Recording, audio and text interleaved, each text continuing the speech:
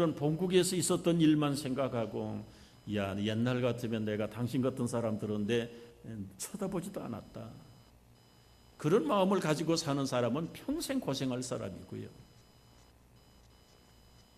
근데 이런 사람이 성경에서도 몇 사람이 있어요. 그 대표적인 사람이 모세 스토리입니다. 모세. 우리가 잘 아는 대로 모세는 40년간 최고의 탑, 그 애굽 제국의 왕궁에서 왕의 계승자 훈련을 받고 살아온 사람입니다. 법학, 철학, 수사학, 기하학, 수학은 말할 것도 없고요. 거기다가 이 무술, 취미, 교양, 리더십 교육, 심지어 여러 나라의 외국어까지 능통하게 메스터한 사람이 모세인데, 하루아침에 그의 운명이 바뀌어버려요. 광야에 가서 도망하는 신세가 되고, 광야는 성경이 말할 때 저주의 상징인 장소가 광야입니다. 광야. 사람이 살지 못하는 곳이 광야예요. 어떻게 그렇게 180도로 운명이 바뀌어버린 모세, 한번 생각을 해보세요. 그 광야에 가면 누가 알아줄 사람이 있습니까? 할 일이 뭐가 있습니까? 자기 재산이 뭐가 있습니까? 아무것도 없어요. 그래서 이름 모르는 촌노예 밑에 가서 양치기 하다가 그 집 딸 하나 얻어가지고 결혼 생활하고, 지긋지긋한 이방인의 삶이 서러워서 첫 아들 이름 붙였는데 게르솜이라는 게 이방의 나그네 되었다는 그런 자기 비관적인, 참 부모의 아무리 특권이라고 하지만 그 아들에게 그런 이름을 갖다 붙이면서 자기 인생을 자책하고 살았던 사람이 모세란 말이죠.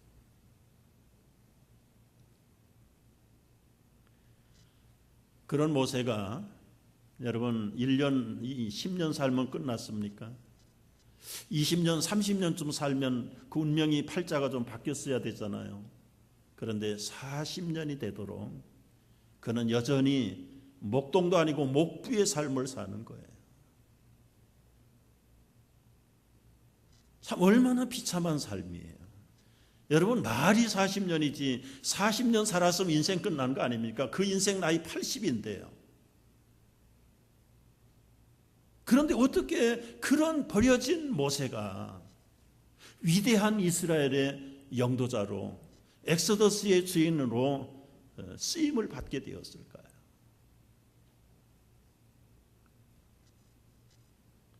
생각을 해보셔야 됩니다, 여러분. 적어도 이 1500년대 중세시대까지는요, 소위 말하는 직업을 영어로 말할 때는 잡이라고 그랬잖아요. 잡.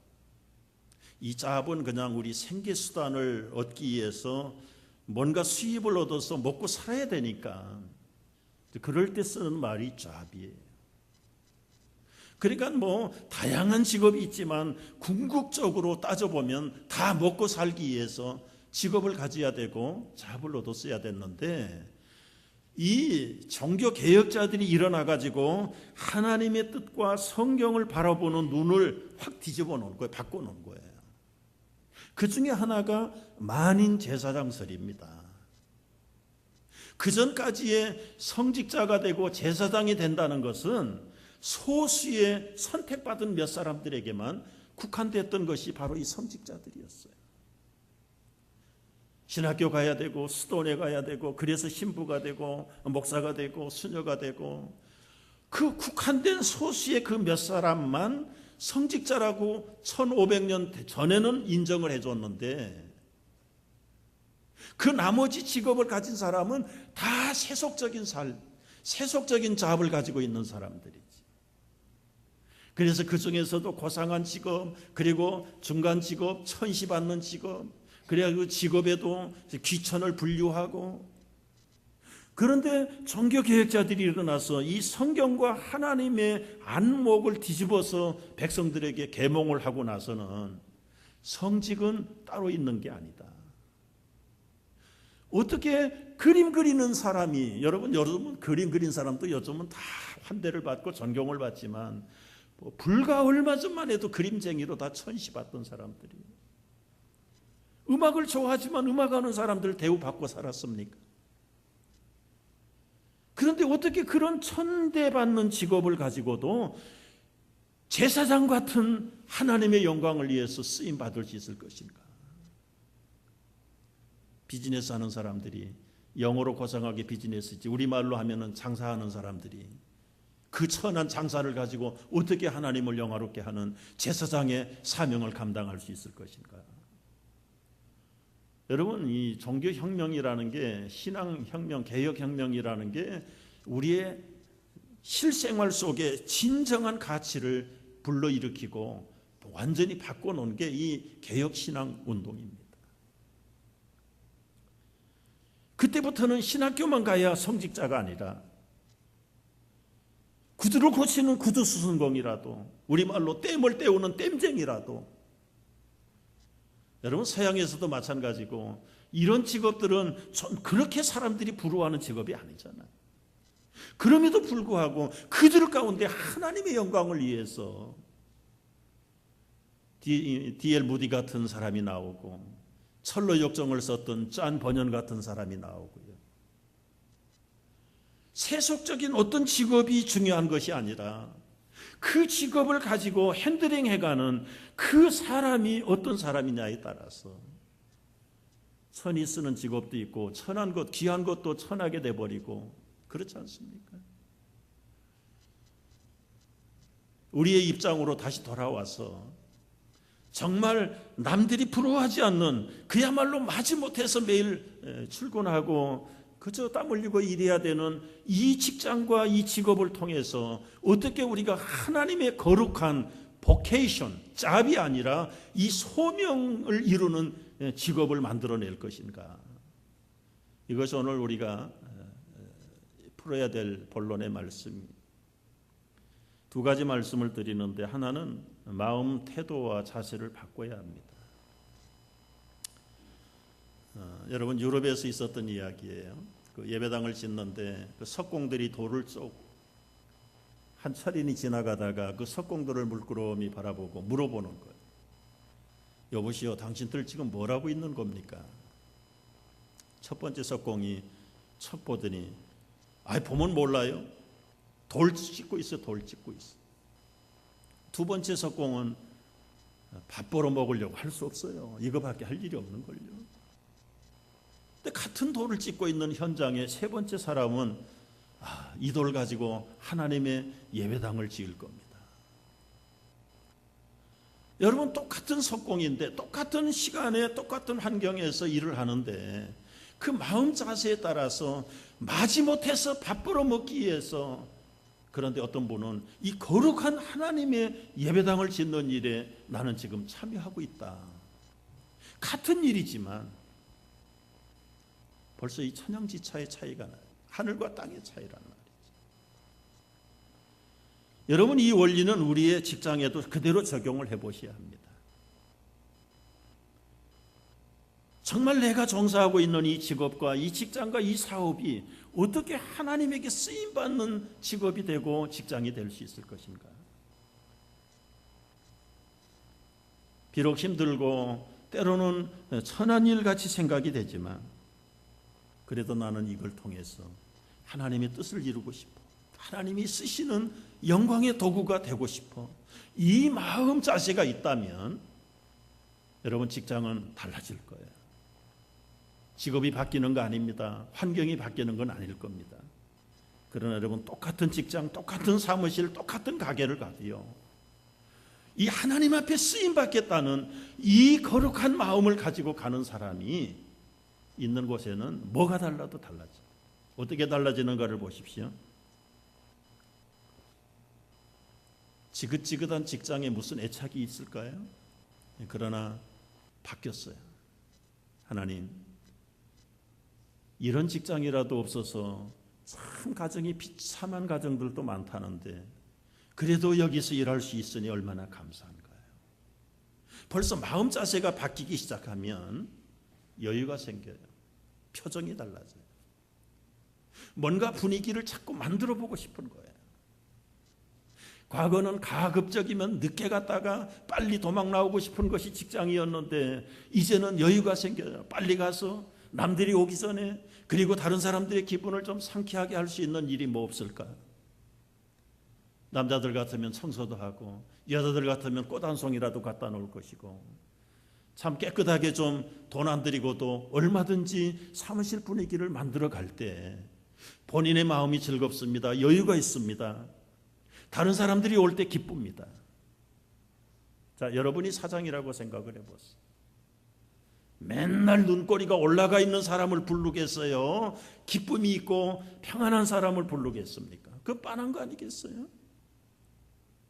그러다 보면 여러분 승진도 되는 것이고, 그러다 보면 주위 사람들이 여러분 속에 자꾸 모여오는 거예요.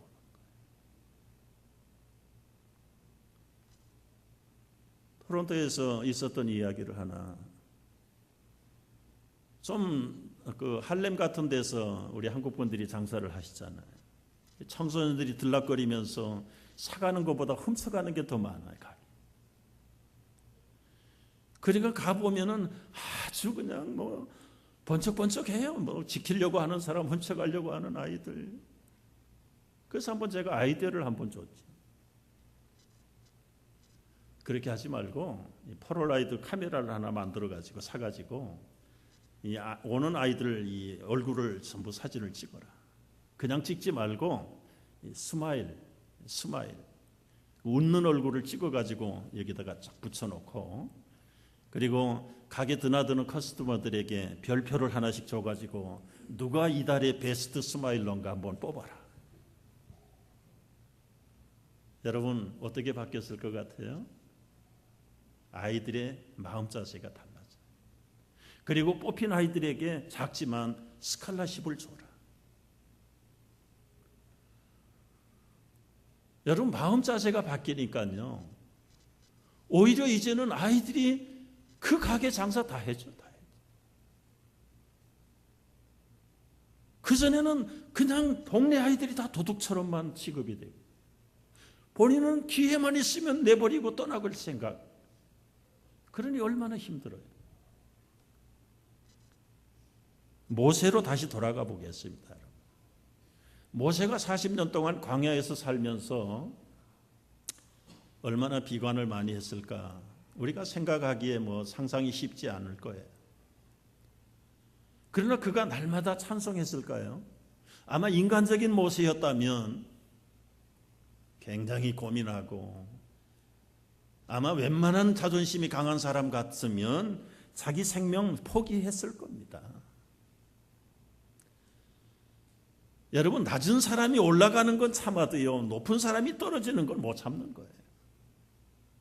그런 모세가 포기하지 아니하고 생을 체념하지 않고 40년을 버텼다.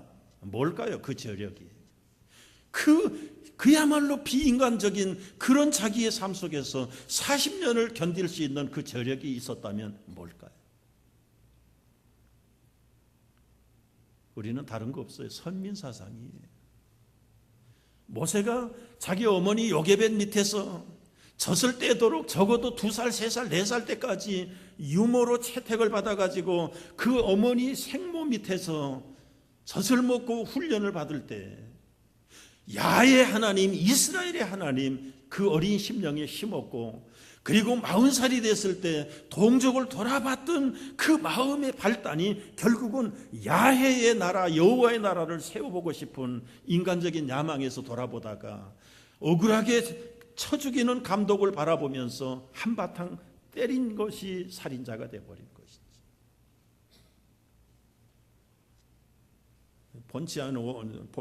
본의 아닌 살인을 저질렀지만, 그는 도망자의 신세가 되었지만, 순간순간 자기의 급변한 환경의 비관보다 도대체 이런 나락에 떨어뜨리고 그야말로 생존이 불가능한 이 열악한 환경 속에 나를 몰아넣으신 하나님의 의도가 무엇이었을까?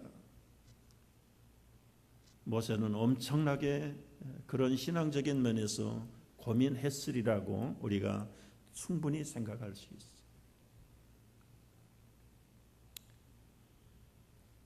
요셉은 모세에게 비해 볼 때는 스케일이 작은 사람이었지만